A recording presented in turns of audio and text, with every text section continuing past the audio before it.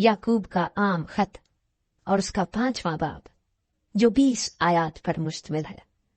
ऐ दौलतमंदो, जरा सुनो तो, तुम अपनी मुसीबतों पर जो आने वाली हैं रो और वावेला करो।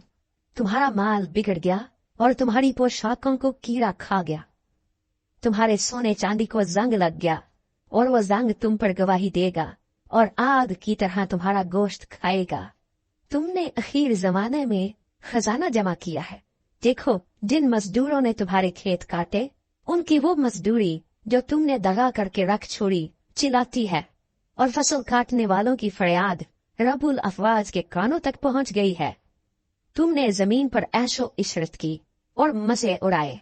तुमने अपने दिलों को ज़िबा के दिन मोटा ताजा किया।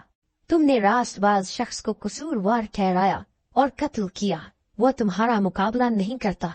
बस ए भाइयों, खुदावंद की आमद तक सब्र करो। देखो, किसान जमीन की कीमती पैदावार के इंतजार में पहले और पिछले मींह के बरसने तक सब्र करता रहता है।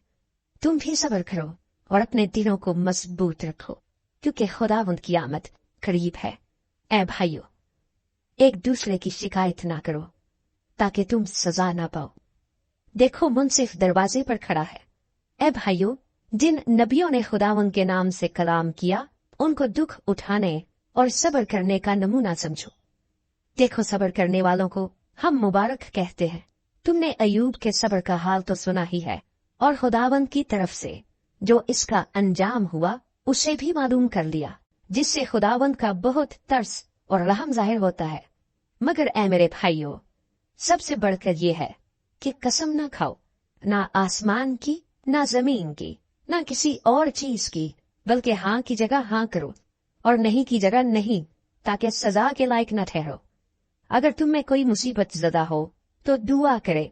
अगर खुश हो तो हम्द के गीत गाए। अगर तुम में कोई बीमार हो तो कलीसिया के बुजुर्गों को बुलाए और वो खुदावंद के नाम से उसको तेल मलकर उसके लिए दुआ करें। जो दुआ ईमान के साथ होगी उसके बाइस बीमार बच जाएगा और खुदावंद उसे उठा खड़ा करेगा। और अगर उसने गुनाह किए हों तो उनकी भी माफी हो जाएगी। बस तुम आपस में एक दूसरे से अपने अपने गुनाहों का इकरार करो और एक दूसरे के लिए दुआ करो ताकि शिफा पाओ। रास्तबाज की दुआ के असर से बहुत कुछ हो सकता है। एलिया हमारा हम तबीयत इंसान था। उसने बड़े जोश से दुआ की कि मीना बरसे। चुनाचे 3.5 बरस तक जमीन पर मीना बरसा। फिर उसने दुआ की तो आसमान से पानी बरसा और जमीन पर पैदावार हुई। ऐ मेरे भाइयों, अगर तुम में कोई राह हक से गुमराह हो जाए और कोई उसे फेर लाए, तो वो ये जान ले कि जो कोई किसी गुनहगार को उसकी गुमराही से फेर लाएगा, वो एक जान को मौत से बचाएगा और बहुत से गुनाहों पर पर्दा डालेगा।